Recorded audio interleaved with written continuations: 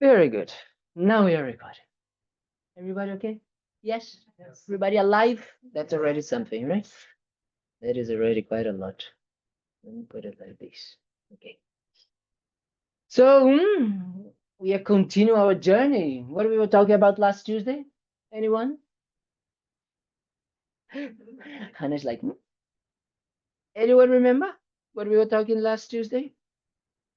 Anyone online remembers what we were talking last Tuesday? Let's see. Yes, very good. We were talking about the Four Noble Truths. Very big name, you know? But actually, the Four Noble Truths are the beginning or the first teachings of the Buddha. So the Buddha got enlightened 2000 and between 2500 2600 years ago, 2567 actually, I think that's the exact number. No, I'm kidding, no idea. So what he enlightened you, he enlightened to the nature of his own mind. That's what he enlightened you. He enlightened to understand that if he understood the nature of his own mind, he understood the nature of everything. What it means? It means that he understood how things exist.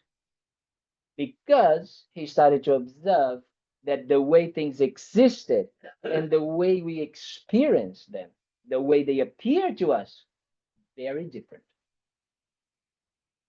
So he started to say, okay, I need to teach others out of his compassion. Actually, to be completely precise, he said, how am I going to teach this? He stayed 2 weeks wondering and thinking. This is so profound and this is such an inner experience. How am I going to share that with others? But then he had 5 monks that he was friends with. They were not Buddhist monks, okay? So he was kind of like 5, what we call practitioners of that time: Hinduism, Vedanta, all of these other philosophies that were existing at the time of the Buddha. Hinduism didn't exist with this name because Hinduism only came as this name after the British, okay, in India, but some sort of philosophy. So he said, I need to, how I'm going to teach this to others. People will not understand. But these practitioners, they saw him and they said, something changed you. You look glowing. You are kind of like, amazing. Something has changed. Please teach us. And then he said, okay, so then I'm going to have to, because out of my compassion, I'm going to have to teach in the best way to these people. So then he started teaching the Four Noble Truths. So they are called noble because they represent what someone that has understood reality, okay? Someone that has understood how things exist has those 4 things as true. Make sense what I'm saying? Yeah. So noble has a sense of supreme, of someone that has understood how things are. So it's someone that has understood how things are, has these 4 things as supreme, and is teaching this for those that have not understood how things are. What do you mean? I know how things are, right? That's how we think. However, if we start to understand our own minds, we start to see that the way things actually are in day-to-day life, they are very different from the way they appear to us. An example. We think, that we all think here that we're going to leave from here and we're going to get home. We all think that. We're already thinking about, especially our friend over there, what they're gonna eat, what we're gonna do, all of these things we're already thinking about. Okay, we're already planning all of that. However, the reality is we have no control that this might actually happen. We have some sort of control, but we don't have 100% of security, 100% of um how can another word for security? Certainty, right?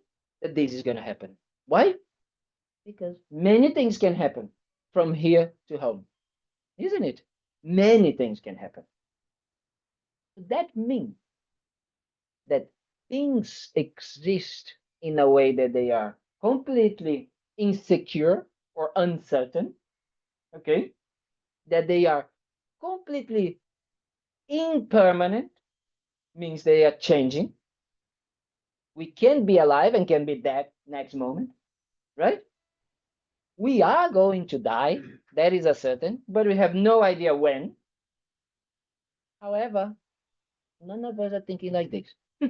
We are all thinking, oh yes, I hope, oh yeah, I'm gonna do this, I'm gonna do that, I'm gonna do this, as a certainty. Then what happens? This certainty doesn't happen. What happens to me? I become sad. How come? How come this is not happening? My car broke, anything. So we don't need to die, but anything in between not allowing me and getting home becomes a problem. Because we believed that certain things existed in a certain way, but that is not true, right? Do you understand what I'm saying? This is a very gross example, but we do that with everything. We think that we have time, that we exist with time, that we're going to do things all the time, because we don't think about death. We don't think about impermanence. We don't think that things exist without, kind of like having that certainty. What it is, you know? So then that starts to really come to the mind that the way we see things, the way they appear to us, the way things are and the way they appear to us, very different. So that's what the Buddha started to say. So that's why the Buddha started teaching the Four Noble Truths. And he started with the first noble truth, the truth of suffering. And then you can say, if you go to YouTube and you're going to learn how to be a public speaker, they're going to say to you, never start with the bad things, like always start with nice and fluffy and all of that. And, they're going to say, don't kind of like talk about the bad, like you just put there in the middle and then people are not going to realize, just kind of like talk about the good things first. And then you capture them, and then you say the problem. Buddha was the opposite. He said, let's talk about suffering first. Because if we don't understand, and then he just said, what did he say? He said, things are in the nature of dissatisfaction. That's what it means. Okay? The word that was used was dukkha in Pali, in Sanskrit. Very different than the word suffering that we have today. Because suffering for us have a connotation. I don't know, maybe I'm projecting this. Well, I'm always projecting, but what I'm saying is that idea of like suffering means, I don't know, like pain or kind of like very strong situation happening, right? It's something extreme. It's like when we talk about anger, many people think about anger and violence, but anger doesn't need to be violence only. It can be many types of things. That idea of suffering, that is not really the extreme idea. Actually, the type of suffering that Buddha was talking about was mainly the type of mental suffering that we have. The mental suffering that comes from not understanding how things are, and especially being unsatisfactory, the unsatisfactory nature of things. Yes? So that is very important for us to understand, that he started to say, look, if you don't start to understand that, forget about a spiritual path, right? Why would I look for a spiritual path if I have everything cool? Everything is good, isn't it? You understand? Why would I look for a spiritual path? Why each of you came here? It's because there's something in your life. It doesn't matter what it is, but there's something that is this unsatisfied in your life, isn't it? Please don't tell me. Okay. Because in a way you don't need to. Because the Buddha is going to say exactly what it is. The Buddha is going to kind of like talk about it and tell exactly the type of sufferings that we have, that we all share. Normally you're gonna say, no way. Because maybe my suffering is that, the other day we had it here, the guy and Deaf Cafe, for those that came, and there was this guy that had just lost his father. You remember that? Yeah. So well, my father is still alive, I think. I haven't talked to him in maybe today, but you know, so someone will say, "Oh no, like so you don't kind of like have the same type of suffering as him, right? You don't share that." That's not what the Buddha was talking about suffering. He was talking about the mind that suffers when someone that we love, someone that we like, dies, and understanding why this happens. And that experience is unique to all of us. Unique doesn't mean that we all experience in the same way, but it means that it has the same characteristics, quality of happening. Yeah, kind of like the engine of a car. Okay, it doesn't matter what is the brand. It doesn't matter. It works pretty much in the same way. You understand? That's the idea. The quality of it is the same. Yeah. So that's what the Buddha was talking about. Recognizing our mental and physical discomforts, our mental and physical pains, dissatisfaction. Because if we don't understand that, if we don't recognize that, forget about it. No? So that's why he said suffering must be recognized. Because right now, the real problem that we have is like our friend that was sitting over there on Sunday, that she said, but I like to be angry. If you have that mind that likes to be angry, forget about finding happiness, right? Because it's exactly that the Buddha was trying to tell us to say, guys, you need to understand that your mind, the way it's working now, everything that you do is creating suffering. Big assumption, but he's going to go and really start to explain, right? He's going to really start to say, oh, you guys need to start recognizing that what you think it is happiness is not really the nature of happiness. For example, we really, really, really believe that when we are hungry and we eat something, we're going to be happy. Isn't it? However, do you get hungry again after a few hours? I don't know you guys. After 2 hours, I'm already hungry. I think my friends like me. We are kind of like three of us, Isabel as well. So you kind of like you start to feel. So that means that suffering starts again. It doesn't go away. But not only this, we want to feel, something nice, and we want to kind of like maybe watch a movie to distract our minds. The movie's finished, and you say, "Oh, that's amazing! I don't need to watch any more movies in my life." Right? Exactly like that has happened. Then, so we start to watch another movie, and then another movie, and then another episode, and another episode, and another episode, and then never.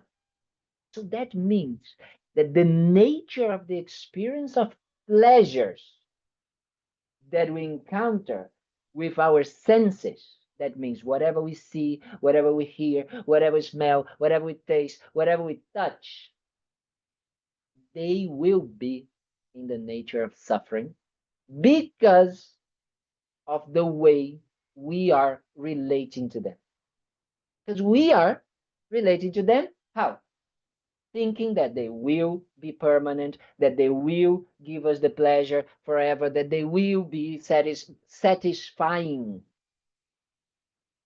But they are not. They are lying to us. Otherwise, the world would not be here like this. We would not go to supermarket and have 300 types of yogurt, right? We would not have. We would not need 300 types of cars. We would not need bigger and bigger houses. We would not need, bigger and bigger cars, bigger and bigger planes, bigger and bigger this. We would not need. We would have something and would be enough. Point. Finito. That's not how it is. We know it's not like that. We know that we are constantly waking up every single day with that feeling that I haven't achieved it yet. You understand what I mean? And sometimes we do have senses of accomplishment and we feel like, I don't know, when I don't know, we got a degree, we got a promotion, we get the new car. How long does it stay with us? Right? Nowadays, even less, I think. When I was younger, I think things became, more like it was difficult or harder to get. And now it's kind of like this. And everything. Every year you change like phone, every year you change this, every year you change, and then everything became just, but you still look into it like, yes, I'm gonna get this new phone. Oh my God, like I was watching a video someone about the when they were these kind of like a Black Friday or something like that. People go like running, to kind of like get the promotion and things like that. And you're like, that is at the mind. You become so attached to thinking that I need to have that as the source of happiness that I need to do go like a sorry to I don't want to offend anyone, but I'm not gonna offend, like animals, isn't it? Because we believe, but we do believe. So maybe we are not in that extreme, right? But let's face it, what we still believe that it will make us happy, and it doesn't. Because it's not the object, it's not the person, poor object, you know? It's like being like, oh wow, this person is gonna make me so happy. Wow, I met this person. Is wow, they're like this, they smell good, they look beautiful, oh the way they talk is so amazing, and like wow, wow, wow, wow, wow. No, the mind is like this, wow, wow, wow, like painting this person, amazing. And then, you know, the person as a normal human being has ups and downs, wakes up, in a bad mood, have this and that. And then you start, oh, that person changed so much, like that person's not the same, you know? So everything to do with the person, nothing to do with you. Your projections, your idea how the person should be, nothing like that. But then it suffers. So we need to understand that the objects in itself, they are not the problem. The problem is our mind, our relationship with these objects. And which relationship we have with these objects and these people and these experiences, a completely cuckoo deluded one, right? Completely deluded, thinking, oh yes, they're gonna make me happy, oh yes, if I do that, I'm gonna be there. Oh yes, if that happens. Isabel, you had a question. Yes. Very happy when I finish cleaning a lot. I don't know why, but I'm happy that at that time. You're happy if when When you I clean, I have to have everything clean. I'm crazy. it's very good. And then it's very good because then everything gets dirty again, isn't it? It is. I had the chance. There's a very special teacher. She's called Jitsuma Tenzin Palmo. She's one of the first nuns, Western nuns. She's an English woman, and she got ordained maybe in the 70s. So she's been a nun for like more than 50 years. It's very special. And she had one teacher, and then she had the opportunity to stay 10 or 12 years in a cave, meditating in a cave in the Himalayas. The beautiful book called Cave in the Snow. Very beautiful. If you want to read it, it's very special. And and I had the chance, I know her, but I know the person who wrote the book. And she told me once when I was director of a center in London, and I was a bit like, wow, like this place is falling apart, or we need to renew this, or we need to renew that, and then she told me, and then after that, a few years later, it's gonna fall apart again. Then you're gonna have to renew it again. And I was a bit like, what? Kind of like. And then she said, I remember Tenzin Palmo. She was in this little cave, and there is monsoon time in India, no? So that means rainy season. And then she used to have to put like things to kind of like stop because it was raining inside of the cave, so she had to put things, and then she used to say everything become wet. So next morning the sun comes, so she put everything outside to dry and all of that, and then bring back, starts to rain, gets wet again. Next day, same thing. And in the beginning she was frustrated with that, right? But then she realized that that is the nature of things. That is how things are. They exist to be dirty and to be clean. To be dirty, to be clean. No, these. The body, same. No, no, you guys, but I'm more dirty than clean. But if you think about it, that is what it is. If you understand that, that's freedom. If you don't, you don't need to, but you understand that it's gonna get dirty, right? If you understand it's gonna get dirty, then it's okay.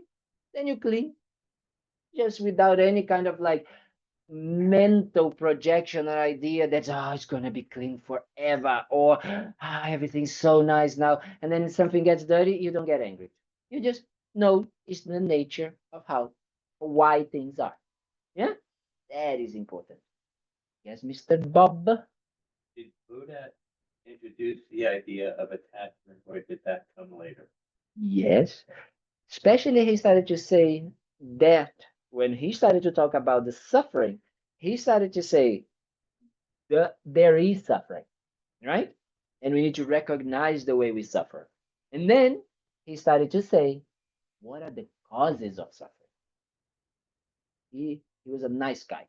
He was like, don't worry, I'm talking about suffering, but I have to tell you that there is, or there are causes for this suffering to happen. Not that it's like there's nothing you can do about it. Therefore, you just suffer forever.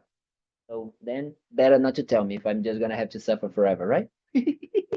There, in that moment, is when we say ignorance is bliss. Huh? That makes sense now. If you say ignorance is bliss, because if you think that there is no way of eliminating suffering, then yeah, then don't tell me. Then I prefer to pretend that I don't know. Right? That makes sense what I'm saying? That make the logic of that. But then the Buddha started to talk about the second noble truth, which is the truth of the causes of suffering. There are causes. It's not that there is no such thing as causes for the suffering. Why? Because it's exactly what we were discussing. How do things exist? They exist because they have causes for existing. Right? The dirty doesn't appear out of nowhere. Who makes them dirty? You. And the husband and the cat. They also make it dirty. But it's true. It means that there are causes for things to be in every way. Everything has a cause. That's what the Buddha said. Everything has a cause. Nothing exists without a cause. So, what are the causes of our suffering, of experiences of dissatisfaction, of this experience of mental and physical suffering? Two causes: the destructive or disturbing or negative emotions, whatever you want to call, they are the same thing. They are synonymous. Synonymous, we say synonymous of the same thing. Okay, so they're synonymous of the same thing. So the causes of it is the disturbing emotions themselves.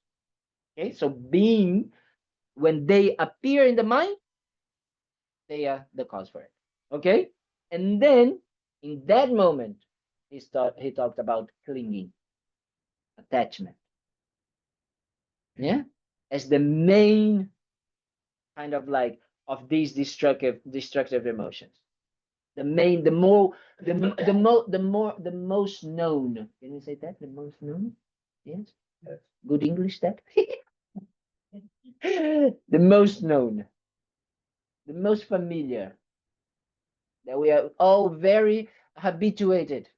We are all pros in clinging and attachment. And when clinging and attachment doesn't get what it wants, what comes up? Anger, isn't it? You can see a little kid. We take out the little toy,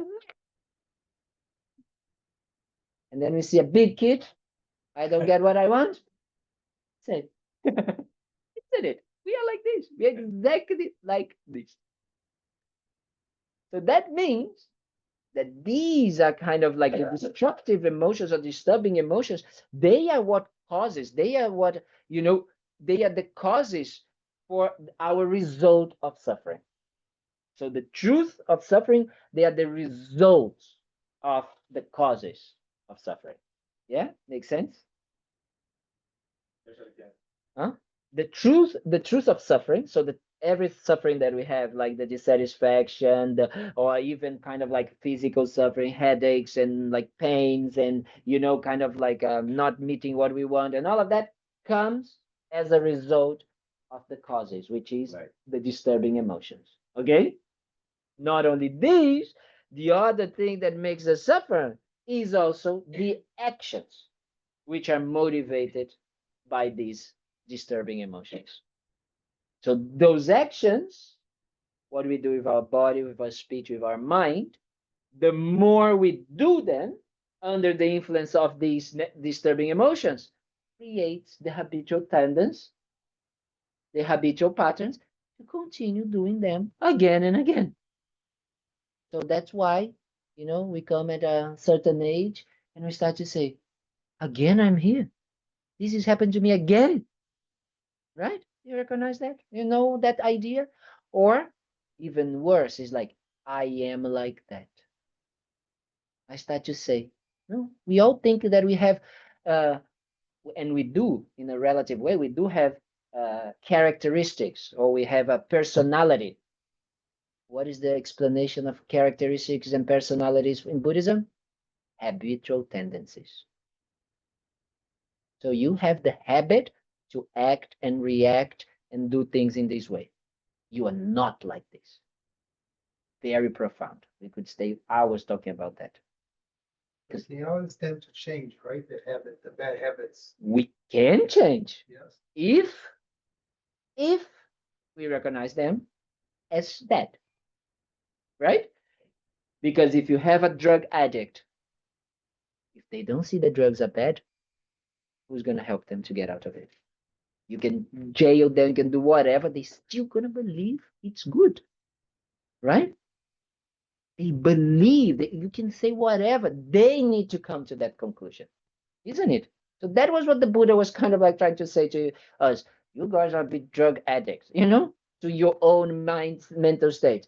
You need to recognize it, because if you don't recognize it's bad, you're not going to change. Right? So that is what the Buddha was trying to explain to us, that the truth of the cause of suffering is that if we don't recognize that, we create a loop, infinite loop of suffering. Yeah? Because we get the negative emotions, we habituated more, therefore we create the habit, and they come in again, and then and again, and then and again, and then and again, and then and again. That is what we call the circle of samsara, or suffering. Yes? You wanted to say something, right? Or isn't it three poisons? Ignorance, attachment, and anger. Yes. Attachment and anger. Yes. Yeah, but that is the good way to teach. I'm bad teacher, so I teach in different way. I'll get there. I'll get there. Yes. So, you always talk about motivation and intention when we're here. Which we should have done. Exercising today, and I was thinking about events that occur in my life, and then it occurred to me that I never really stopped to think about the motivation and intention of my moment-to-moment thoughts and actions. Because and I wind up in the same spot. That's it. Because it's what our friend was saying. It's kind of like, yes, we can change habits, we can change motivation, we can change intention, but if we don't do it, we just continue rolling, rolling, rolling, rolling. And the problem is that it's our life Our actions, the way we live, the way we behave, it's our real, it's our life. That's what we are, right? It is not nothing kind of like, and that is why it's so hard, because it's just the reality is happening to us. So someone like the Buddha is kind of like trying to say, wake up for that. You don't need to continue acting, behaving in that way. You can change, but then we need to know and understand why and what can I actually change, right? Because normally what we do is because our lives are so goal oriented, we try to change the result and not the cause, isn't it? That's why it actually happens. That is when the lack of wisdom comes about. We try to change the result. We want to, these to not be pink, but to be yellow, blue, right? So then I keep on trying to plant the same seed, wanting it to be blue. That's what happens. So then, if I understand that I can change, that intention is what actually directs my mind, then I can try to change it. However, because intention is the same, another word for karma can be intention. Actually, so when we're going to talk about karma, we're going to see that it's one of the aspects of karma is intention, but we have others, but it's the main drive. Yeah. So intention, it can bring us to a certain direction or to another. So we need to understand where we can do and which direction we want to be. Because otherwise, the reason is not that you are kind of like a bad person because you have been acting in a certain way or because you haven't been aware of your own intentions. It's because you truly believe right now, like exactly like the drug addict, that doing whatever you are doing, going into whatever decision is going to bring you happiness and not suffer, like the drug addict. He believes. You understand? Yeah. So you and all of us, everything that we have done, is not that we did it because we are bad people. It's because we are confused. We are confused, thinking that acting and behaving and speaking in that and thinking that way is going to bring us happiness. That's why the Buddha said you need to understand that and you need to understand the causes of it. And the causes is the more I habituate my mind to be under the influence of these negative emotions, these destructive emotions, the more I create this cycle of always suffering. But where these destructive emotions come from and where these actions come from, it's actually from the root cause.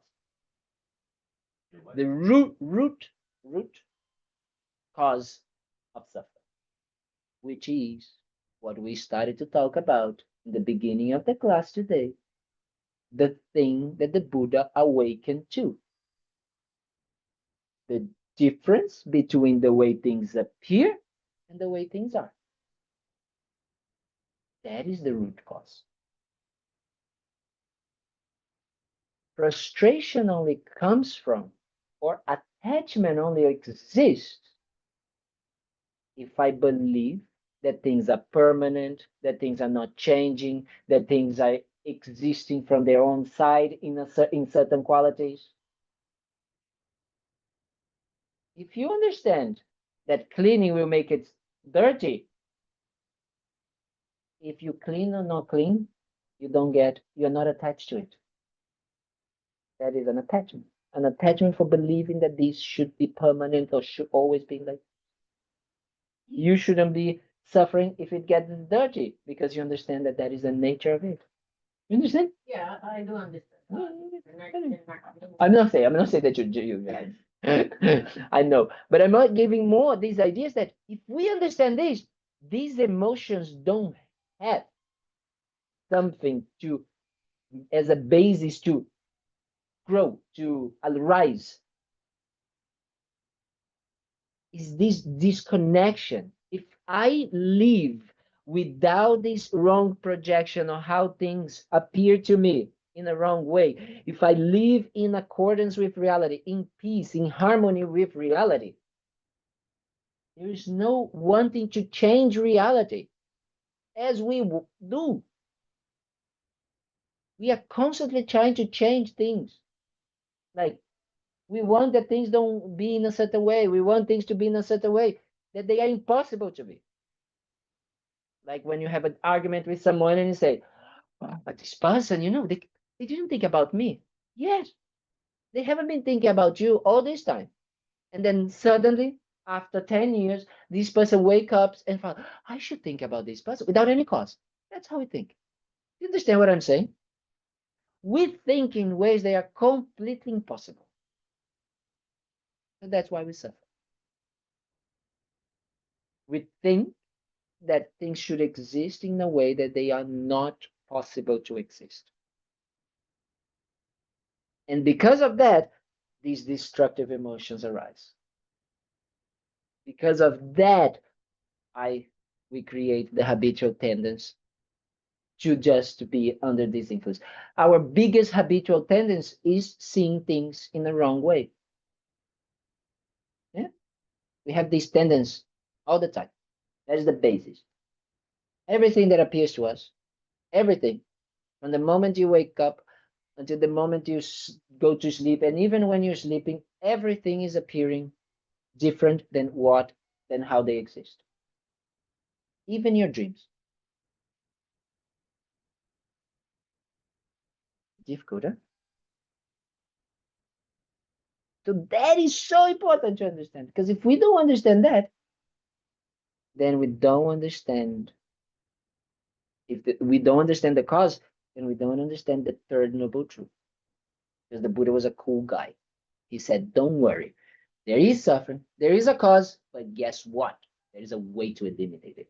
There is an elimination to it. You can eliminate it, right? What is the cessation, the truth of cessation, or the truth of elimination? Is an absence. Absence, elimination, a cessation of, okay, these causes of suffering. That's what he said. Yes. Da, da, da, da. All this makes sense to me, and it all sounds great. I don't know if I have a million years to get my brain to get there. So is there like a shortcut to this that I could just like skip all the like 40 years of meditation and practice, and I can just wake up tomorrow and I can end my suffering? No. That is the real reason, right? There's not. There's not. Why? Because of the habit. Because it's just so ingrained in your mind that even if we understand it, just understanding intellectually is not enough to stop it from just, like going towards that direction. But it seems like a daunting task, almost impossible. Yes, I understand. I agree that it can kind of like feel that it almost feels okay, Well, especially when I talk about a guy like me.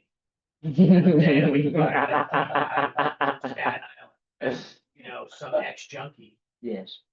How does a guy like me get this concept? Well, I've lived one way my whole life. How do I break out of that habitual?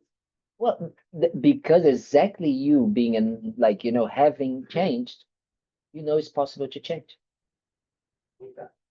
right? Because you proved to yourself that there was a way that I used to be, and I am now better, and that means that I can change even the way that I am now to even better way.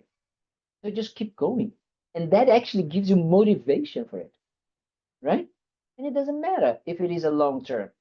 You just keep doing it. And the beauty of it is that in each moment, as the Dalai Lama always says, you have the choice. It's not that enlightenment is in the next moment. Enlightenment is now. So in the moment, each moment, you have the moment of being either, towards enlightenment, seeing things as they are, not allowing your mind to be kind of like confused or not. It's like you can't be a little bit pregnant. Either you're pregnant or you're not, right? So either you are aware or you're not. And that is what is kind of like the more we familiarize, it's kind of like the more we habituate ourselves, the easier it is to live in this. And then you start to experience already the temporary benefits, right? Of living in this way, as you already live, for example, for not using drugs and all of that, you're already living this, right? In this way. So you're already benefiting from that. So then the benefits just is kind of like when you start to invest and it's like a compound interest. Yeah. So it just kind of like becomes better, better, better, better, better, better, right? Because the more you do it and less effort. Each day, less effort in some ways, right? So even though it looks difficult, but the more you do it, the easier it becomes. It's like learning an instrument or some everything else. The more you do it, you know, and you put it a bit of effort, you put it in, then at some point you can play 1, 2, 3, 1,000 songs. So it's like that. So that is why it is important for us to kind of like have that. And when we think about infinite lives in Buddhism, you know, you didn't come here first time listening to all of this, especially you, because you already kind of like the first time you were here, you already started to say, and everything seems familiar to you. So all of this, you did the homework last year. You understand? Last life. You see? So that means that next life, you already have a baggage. Not only with the bad things, but also the good things, especially. Because that is, we have the tendency of always seeing the lack. We always live from lack. Oh, there's something missing. Oh, there's this. Oh, there, that feeling of lack. How about the turning and saying, how many things I already have done? And especially you, if you look back, man, you accomplish incredible things already, right? So then you can say, then I can do this. I can do more. You don't need to meditate 14 years, but you can be nice. You can check the way you're behaving in the moment and say, is this beneficial for me, for others? Is this bringing me more towards, kind of like seeing things as they are? Is bringing me, if you want to actually know how to practice Dharma, everything that you do, okay, I'm going to give you now in 1 minute, everything that you do, everything that you think, every word that you say, every movement of your body, especially towards others, okay? Check if it is decreasing your negative emotions, your disturbing emotions. Check if it is decreasing your selfishness, and check if it is decreasing your wrong view in relation to how things exist or not. Okay? And at the same time that you're doing this, check if it is increasing your positive qualities, if it is increasing your altruism, and if it is increasing your harmony with reality. That's it. Then enlightenment tomorrow. Maybe today going home.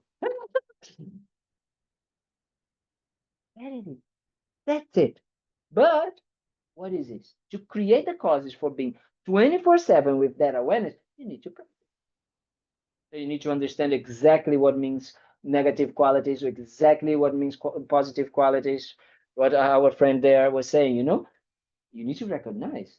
We can change, but we need to recognize. We need to study very well, and we need not only to study, but to feel and to meditate. Meditation is familiarization, remember? So it's like, wait a minute, anger, right? Impatience, pride, right?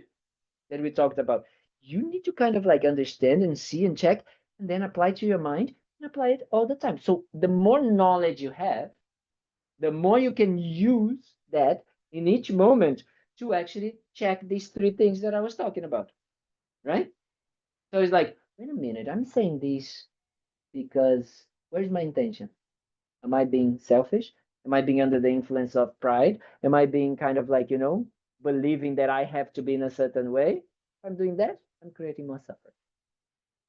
No, I'm doing that because, kind of like I want to help this person. I really want to do this. I think this person wants to do that. Oh, wow. I can feel that when I do that, I become more open, more spacious, and more kind. And like, if it happens, if the person is going to say yes or no, doesn't matter. I'm just going to do it because, I want this person to be happy. Then you're going more towards enlightenment. Yeah. But like that, just practicing like this. Great question. No idea what I was talking about before. No, I think you guys had questions. What do you think? No? Years, What, sorry? take me 2 years to stop smoking. One day, I say, no. Basta. Enough. And then, It's funny because that's how it feels to us. It feels that it was one moment. It was never a moment. No, 2 years. exactly. During these 2 years, you were building up, you're building up, you're building up, you're building up, you're building, you know, that understanding, that kind of like, oh, I don't want this, or this is no good, oh, this, that, you know, and then at some point, and that is the problem, that we think that that moment when you say, I don't smoke anymore, came without any cause. For 2 years, you're working on that, right? Every moment, each moment that you said, no, I'm not going to smoke, but then the habit, and then you smoke. No? So that is the problem. That we think it was without any cause, but it was lots of causes. And not only one, many causes. Nothing exists because of one cause. Many things needs to come together. Even our body, no? We cannot have, our mothers cannot have us without the sperm, isn't it? And the sperm cannot have us without the egg from the mother. There's not one. And then, even if these two come together, right? If there is no nutrients and all of that, and nutrients from the mother comes from one thing, no. So, you know, everything is many causes and conditions, not only one. That is also important to understand. That is another way that we normally think. You know, that things have one cause, one main cause. So that is why we need to kind of like constantly do. So the truth of cessation is eliminating these wrong views, eliminating these negative emotions, eliminating the habits from our minds. So we all have that, you know, when you're kind of like having a fight with someone, or you kind of like a certain situation. It doesn't need to, like, maybe someone created something for us, and we are kind of like, you know, carrying that with us, and at some point we get rid of that. You understand? You recognize that? Suddenly you're like, you know what? I'm tired.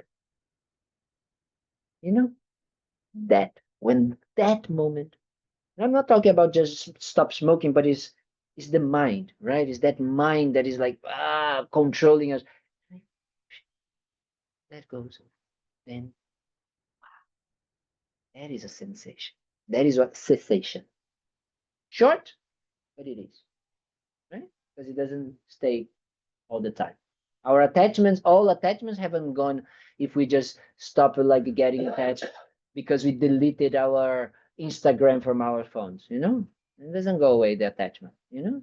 Many people do that. They're like, I'm so tired of social media, I'm so tired, I'm so attached, and all of that. Boom, delete Instagram. Then they think, oh, I'm free from all my attachments.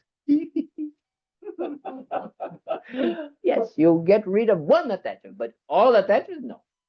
Here, what do we want? Get rid of all attachments. No attachments anymore. That is what it is. So then, okay. So what do we say? We say that suffering must be recognized. The causes of suffering should be eliminated, and the cessation of these suffering should be actualized. We need to actualize them. But then, how do I do this? So then there comes the Four Noble Truths. So I said the Buddha is a nice guy. He even gave the recipe. He doesn't say, okay, yes, there is suffering. Yes, there's a cause. Yes, there's a cessation. How do we do it? No idea. Figure out. Not like that, right? He said, no, there is a path, right? A path of a little bit of what I just explained, right? You need to study, you need to contemplate, you need to meditate, you need to eliminate these, you need to make sure that, you know, you increase, you train your mind, you know, you train the negative tendencies, the negative habits, you train into positive ones, like that. So he delineated is a good word? Yeah. Delineated a path. Okay? So that's why we say that the Buddha is like kind of like a doctor in a way. Because when you go to the doctor, he's like they go to the doctor normally to make some sort of kind of like how do you say checkup, no general checkup. So we are not aware of that we are sick. That's important, okay? Don't think that we are already, when we already knowing we are sick, then it's easy because we go to ChatGPT, we know already, or Google, we know already. We get over there, we know already, so we don't need to go to the doctor. But when we don't know we are sick, then we go to the doctor. And then the doctor runs some things and say, you are sick. So your first question is, what is the sickness? Well, like, oh, is I don't know, you have a bacteria. Oh, you have you have this disease. And then what is the cause of that disease? A bacteria. Oh, okay, doctor. So is there a way to eliminate this bacteria? Yes, there is an elimination. What is the elimination? Antibiotic. So then he gives us the antibiotics.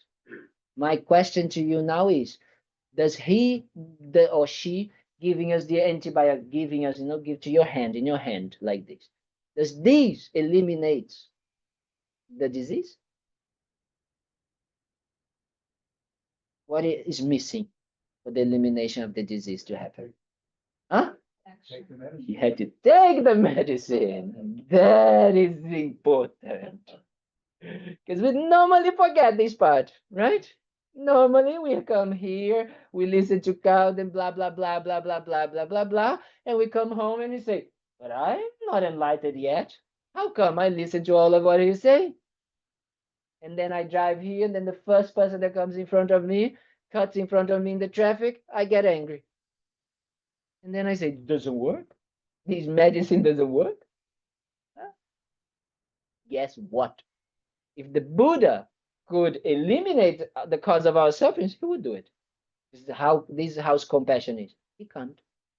The only person that can do that is you, yourself. That's why I say that Buddhism is a self-responsibility philosophy. That's why sometimes people don't like it. Because they don't want to hear that. They don't want to hear that the causes of their problems is not mommy, daddy, the government, this person, that thing that happened to me, that lack of this, that lack of that, that rain, that this. No. Unfortunately, what I need to realize is that the cause of the suffering lies within myself. And the responsibility for achieving happiness is not on the car, the house, the partner, the money, the this. It's a mental state of freedom from the sufferings and the causes. So to achieve happiness, the only person that can do that for us is ourselves. Then it's very interesting. Then life becomes like, oh wow, okay. Right? That's why I always say that understanding this sequence, how this understanding that there is suffering, understanding that there is a cause, understanding that there is, a cessation, understanding that there is a path is very important. But on a relation of cause and effect, we can explain in a different way. We can say that by walking the path, by taking the medicine, we heal, we cessate the cause of the suffering. We cessate, so we have the cessation. Therefore, the moment I have the cessation, I have the elimination of the causes and my suffering as well. Yes? So in a more way to see cause and effect. When the cause of suffering is eliminated, the result is that we don't have elimination. I don't have suffering anymore, right? For that, I need to, by walking the path, right? I start to then the result of walking the path is achieving the cessations, achieving those eliminations. The moment I achieve these eliminations, the causes of suffering stop. The moment the causes of suffering stop, there's no more suffering. Does it make sense what I'm saying? It's just saying the same things, but in a different way, in a relation of cause and effect relationship. That also helps our minds to understand that what do I need to do? I need to walk the path, take the medicine. That's what I need to do. That kind of like says there's no other way. I need to take the medicine. Yeah. What else? Any other questions or any other? At some point, will it become like automatic, like a habit that you don't have to struggle and stop and think and evaluate how you're gonna interpret a situation? It's like you can you can form a habit like, okay, I can work out every day and I know that I'm looking forward to it and I don't have to think about it and I don't have to argue with myself and I just go do it and you get the benefit. But I'm just saying it's something like this because so many different things happen to you all the time. Like, yeah, I can control myself when I'm in traffic, but maybe I can't control myself with a loved one. I can control myself with a stranger. Yeah. You know, like, so there's all this stuff that happens. Yes, yes. Is it become an automatic thing, or is it gonna be something that you have to continue to think about, question? While you're taking the medicine, it is still going to be a process of taking it, right? And reflecting, right? However, as I was saying to our friend there, the more we do, the easier it becomes. But we cannot forget the third noble truth that says there is a complete elimination of it.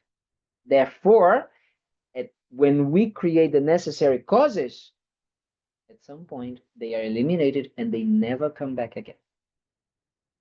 That is why it's so special, because normally what we talk is that we think, and so many people say that ups and downs is part of life. The response or the answer from a Buddha point of view, the Buddhist point of view, is that it's a part of a sick life.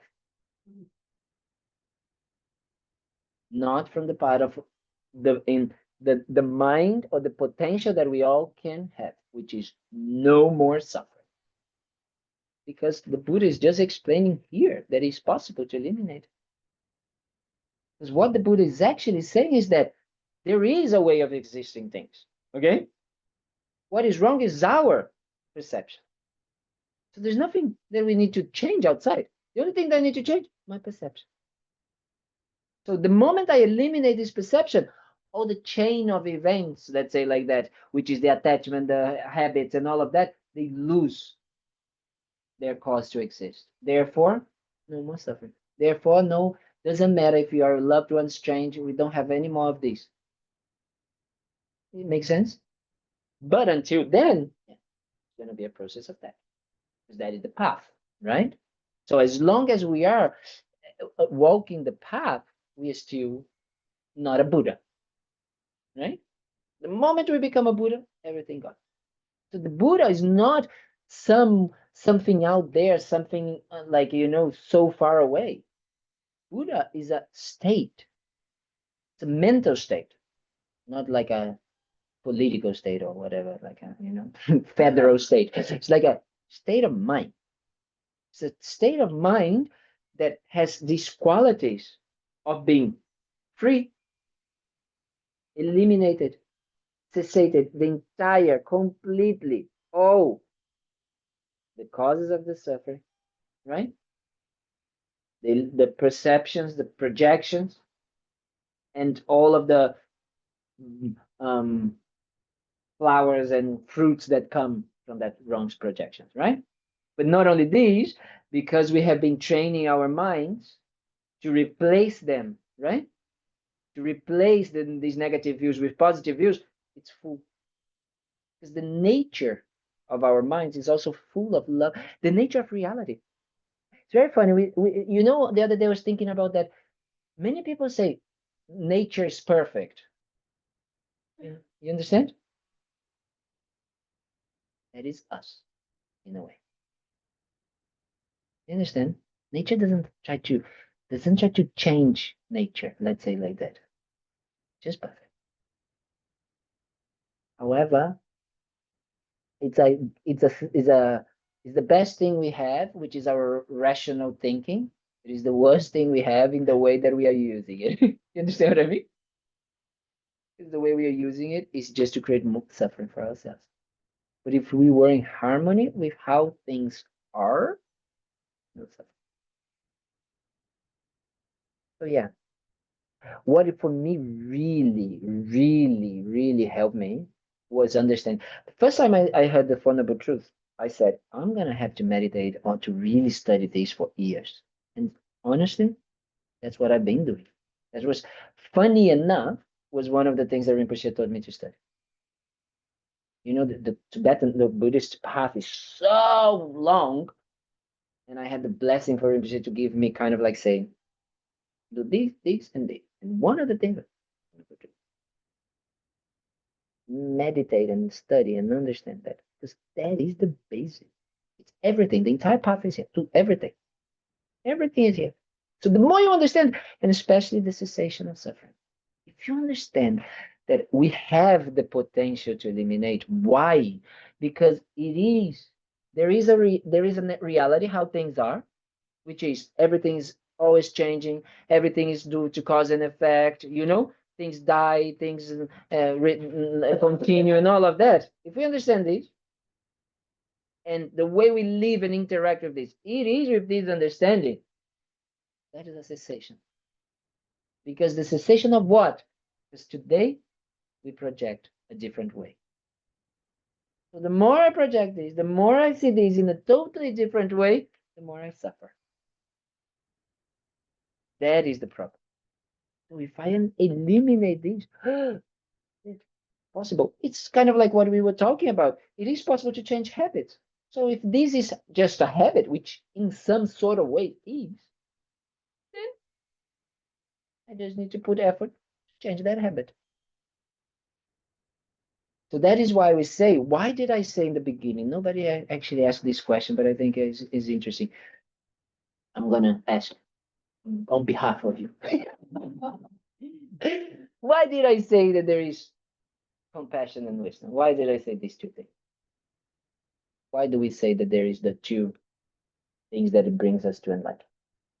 Without one, you don't have, just have one, you know. But Not complete. You know? but why compassion? Why what is like compassion, or why are we talking about that? Because right now, if we're thinking about, we're just talking about the perception, so we can just have wisdom, isn't it? Passion's act, self-cherishing. But if I don't have self-grasping, there's no self-cherishing. I don't need it. Why is that?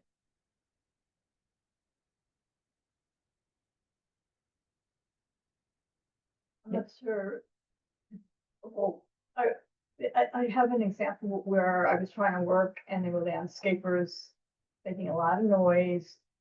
Couldn't hear my client on the phone, and really loud, like hurricane noise machines.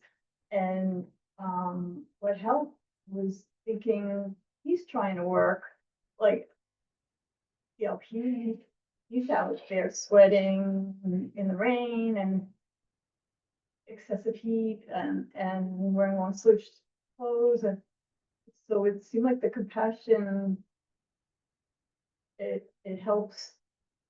You need both to see. I don't know. You need the wisdom and the compassion, but Very good. What if I'm understanding? What happens is that with compassion, compassion is an emotion that is tending towards reality, isn't it?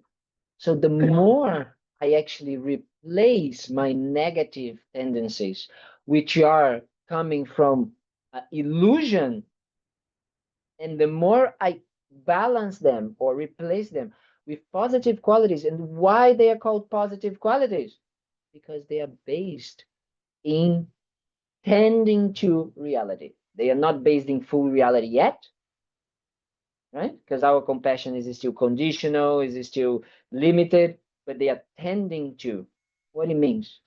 Because what you were thinking in that moment with that person, right? is reality. It's true. This person is doing this, is trying that, and all of that, right? So then what happens in your own mind? You decrease that manifested suffering. Therefore, the more you decrease that manifested suffering, the less disturbance you have, the more you can go with wisdom. There's no way without it, you know? And the more I go with wisdom, the more I have the qualities coming. So the more I am actually able to manifest in ways that is going to benefit others. That's what an enlightened mind wants, to benefit others. The enlightened mind has as a quality three things: wisdom, which understands reality as it is; compassion, in an unconditional, unlimited compassion, not what we call compassion nowadays, which is as long as you're nice to me, I'm nice to you. Not this compassion, no? And power, strength, unlimited power and strength. What does it mean? It's going to do whatever it is taken to help others, even give the body. Die. Okay, no problem. Come back again and start. Right? This. That is why. So important. You know, compassion is important in the beginning, the middle, and the end, as we said. You know, in the beginning, for us to start really checking our minds and decreasing the self-cherishing, right? Decreasing the self-cherishing. So the more we decrease the self-cherishing, the more we are able to calm the mind. And then that's why we say that for you to achieve, that's for you, right? For you to achieve calm abiding, you need to accumulate merits. What accumulate merits means? Having positive qualities in the mind. Otherwise, possible. Because if the mind is worried about, oh, this person is going to think about me, or but what this person said, but you know how this person did that to me, how are you going to meditate and relax? You know, if you're always thinking, this person is doing this to me, this person is doing this to me, you know. And if you think about others, the mind becomes open, relaxed, love, kind. Then it becomes good. Then you can meditate. Yeah? You have a question? No? You had something like that? Yes. So we can attain liberation with wisdom, but we light and blind, but cheated to attain enlightenment. Mhm. So the two ways to achieve enlightenment, Mhm. rather than Enlightenment. rely on a liberation. from It's just not self-will. liberation. Yes, that's why. Exactly. That compassion is the difference between just feeling good and liberated. You know, let's say, I don't want to diminish, you know, that goal, but it's funny because we need to want first. We can only think about enlightenment if I think about that I want to get rid of my suffering. If I don't get it, if I don't understand the fundamental truths, forget about enlightenment, right? I don't understand what is the sufferings, what are the causes of suffering. The way I'm gonna act towards others is I think that if I make them fluffy well and all of that, that is compassion. That is what a bodhicitta is. Ultimately, I want to attain enlightenment Yes, to help others yes, relieve their suffering. I know I have to become enlightened first, but yes. enlightened mind is to Yes. do it, not because I just want to be enlightened. That's I want it. to enlighten. That is the difference, right? All sentient beings relieve their suffering. That is the aspirational bodhicitta and the resulting bodhicitta, right? It's like the aspirational is that I want, I need, the most I need. It's like I have to be enlightened. I have help to. others. That's it. I have to. Yeah, that's a good one. I have to. Why? Because it's only when I have perfected the wisdom, perfect the compassion, and perfect the power, the effort, the power, I can help others. So I have to have these so I can benefit others. So that is it. And the resultant bodhicitta, what is? It's actually the cessation, the true cessation. And actually the Dharma jewel is the true cessation. When we talk about Dharma, what are we actually taking refuge? What I'm thinking, oh, please help me, oh, please help me. What am I talking that can help me? My own potential to eliminate my own suffering. Then we're gonna talk about it. I'm very bad person. But the way I'm teaching, you know, the Lamrim is like this. We're gonna talk about the Four Noble Truths. We talked about the two Noble Truths, no, with the two truths. We talked quite a lot, few weeks, which I wanted to talk one day. We talked for 3 or 4 days because I'm a talker. And then Four Noble Truths. Then we're gonna talk about the 16 aspects, and then we're gonna talk about, you know, then we're gonna really start to understand. Alrighty, I think that's it for tonight. We're gonna stop relatively early for me.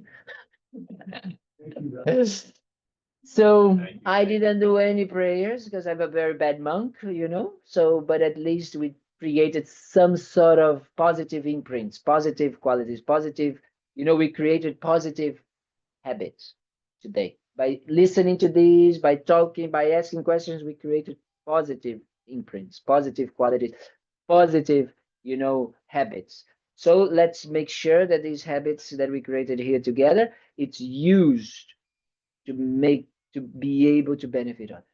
That we make sure that whatever we do, that whatever we use, these contemplations, this wisdom, if we can call it, you know, and this compassion that might come, this changing in our behaviors, must be to help others.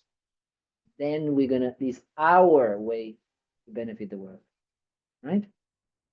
If we decrease our anger, if we decrease our ways, then we increase happiness in the world. Okay? So thank you very, very, very, very much. I see you tomorrow morning at 7:30 for those that would like to achieve enlightenment tomorrow.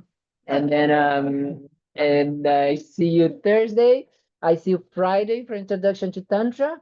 And I see you Saturday for those that are going to the Everglades. in the Everglades. Yes, but I can't go. Okay, Melissa, no problem. I was going tomorrow. Me and Rebecca, we're gonna organize the Everglades. What time is Okay, Friday 7. We're gonna go to the Everglades and said, Gina, I saw that you also put it down. I'm gonna write it, okay, to you about the Everglades as well. Don't worry. Okay. And then on Sunday we have our final in-person talk, you know, which is very good because I can see you guys are kind of like, you know, finally saying, oh, he's gonna go, you know, and we're gonna have potluck lunch. So bring a lot of burritos, okay? Thank you. Okay, you. thank you, Thank Venerable. you. Thank you, See you later. Love everybody. you. Take care.